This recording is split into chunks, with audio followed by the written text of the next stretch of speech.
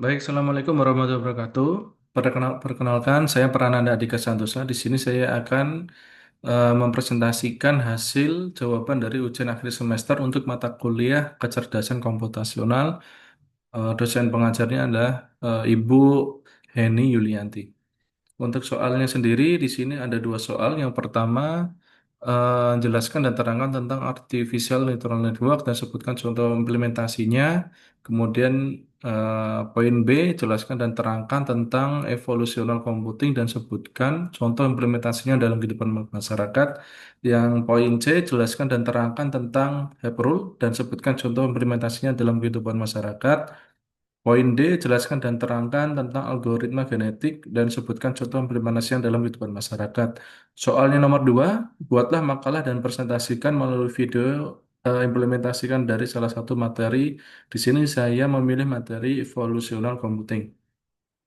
Saya sudah membuat untuk jawabannya, saya sertakan dalam file PDF. Nanti saya akan upload ke kolom komentar.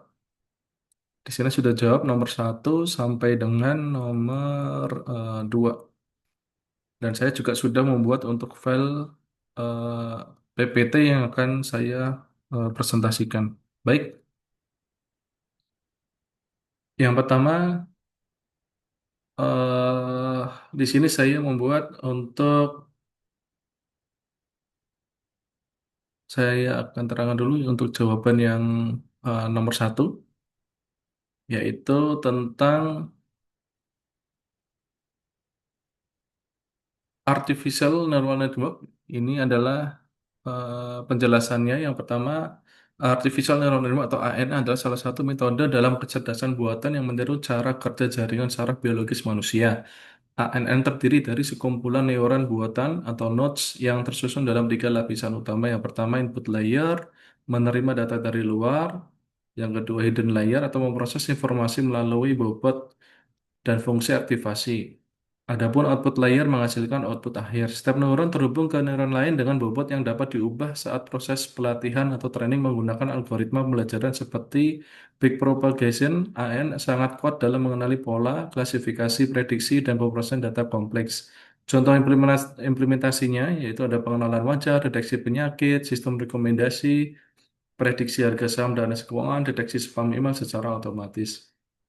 Kemudian yang poin B, evolutionary computing. Penjelasannya, evolutionary computing adalah cabang dari kecerdasan komputasional yang terinspirasi dari proses evolusi biologi seperti seleksi alam, mutasi, dan reproduksi. Metode ini bekerja dengan populasi solusi yang berkembang seiring waktu melalui iterasi. Jenis-jenisnya algoritma dalam evolutionary computing yaitu ada generic algoritma, evaluation strategi, genetic programming, differential evolution. Setiap solusi dipresentasikan sebagai kromosom atau individu. Proses seleksi akan mempertahankan solusi terbaik, sedangkan crossover dan mutasi memperkenalkan keragaman untuk eksplorasi ruang solusi. Contoh implementasi dalam kehidupan masyarakat yaitu ada penjadwalan kerja optimal di pabrik atau rumah sakit, desain optimal struktur jembatan, pengaturan lalu lintas, pemrograman robot cerdas, optimalisasi jaringan logistik, dan distribusi barang. Poin C, Hebbian Learning atau Heb Rule, penjelasannya yaitu prinsip dasar dalam pembelajaran jaringan saraf yang diperkenalkan oleh Donald Hebb pada tahun 1949. Prinsipnya sederhana, yaitu neuron yang aktif secara bersamaan akan memperkuat hubungan antar sinapsis secara matematis. Sini ada rumusnya. Kemudian untuk Hebbian Learning mendasari cara jaringan saraf belajar tanpa pengawasan, yaitu belajar dari pola tanpa label. Contoh implementasi dalam kehidupan masyarakat yaitu pengenalan pola seperti tulisan tangan dan suara, speech recognition atau pemetaan topologi dalam subgraph map SOM untuk pengelompokan data atau clustering. Asosiasi memori dalam sistem cerdas, kemudian ada rekomendasi konten berdasarkan kebiasaan pengguna tanpa label eksplisit.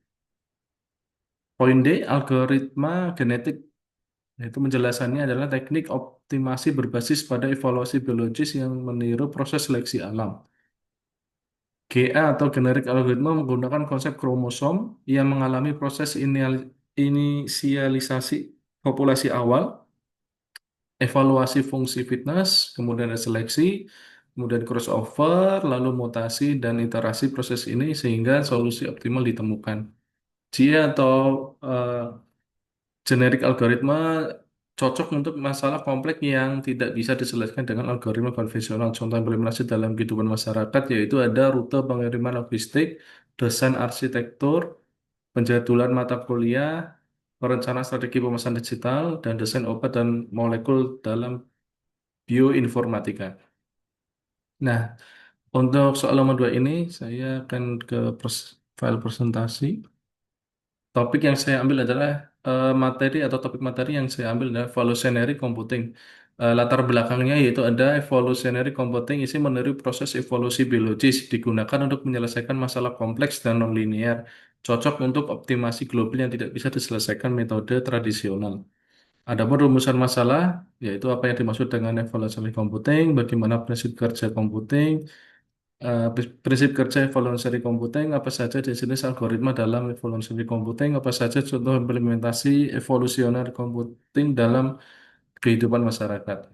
Tujuan makalah menjelaskan definisi dan prinsip dasar evolutionary computing, menguraikan jenis-jenis algoritma yang termasuk dalam evolutionary computing, memberikan gambaran penerapan evolutionary computing di berbagai bidang. Pengertiannya untuk isi atau evolutionary computing adalah cabang dari kecerdasan komputasional yang menggunakan prinsip evolusi alam sebagai dasar pemecahan masalah. Sistem ini bekerja dengan mengembangkan populasi solusi dan menggunakan mekanisme seperti seleksi crossover dan mutasi untuk mengembangkan solusi yang lebih baik secara bertahap.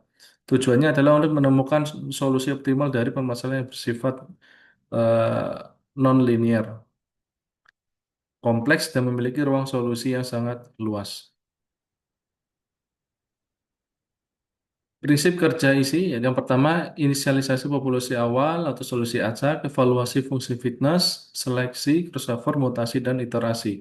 Iterasi proses ini hingga solusi optimal ditemukan. Kemudian ada komponen isi atau evaluasi computing ini, yang pertama populasi, yaitu sekumpulan kandidat solusi, yang kedua individu atau kromosom, representasi solusi, yang ketiga fungsi fitness, yaitu fungsi evaluasi yang menentukan kualitas solusi. Empat, operator genetik, seleksi, crossover, dan mutasi. Adapun jenis-jenis evolutionary computing yang pertama, generic algoritma, GA, evaluasi strategi atau IS, genetic programming GP, dan differential evolution. Adapun implementasinya di kehidupan evolutionary computing yaitu yang pertama manufaktur, penjadwalan produksi, adapun transportasi yaitu rute logistik optimal, di bidang kesehatan, desain obat dan diagnosis, di bidang keuangan bisa trading dan manajemen portofolio. Yang terakhir telekomunikasi yaitu ada desain topologi jaringan. Adapun kelebihan dan kekurangan evolutionary computing di sini saya jelaskan yang pertama kelebihannya mampu memecahkan masalah nonlinear tidak perlu informasi turunan, adaptif dan fleksibel, efektif untuk pencarian global. Kekurangannya yaitu waktu komputasi tinggi, hasil mendekati optimal bukan absolut, bisa terjebak dalam solusi lokal. Baik, untuk kesimpulannya, evolutionary computing merupakan metode yang sangat kuat dan fleksibel dalam menyelesaikan berbagai masalah optimasi dan pencarian solusi. Dengan meniru prinsip-prinsip evolusi biologi seperti seleksi, crossover, dan mutasi, metode ini mampu bekerja dalam ruang solusi yang kompleks dan dinamis. Dengan penerapannya yang luas, mulai dari manufaktur, logistik keuangan, hingga kesehatan, evolusi computing menjadi fondasi penting dalam pengembangan sistem cerdas dan otomatisasi di era digital saat ini. Itu untuk presentasi hasil jawaban ujian akhir semester saya. Terima kasih atas perhatiannya. Wassalamualaikum warahmatullahi wabarakatuh.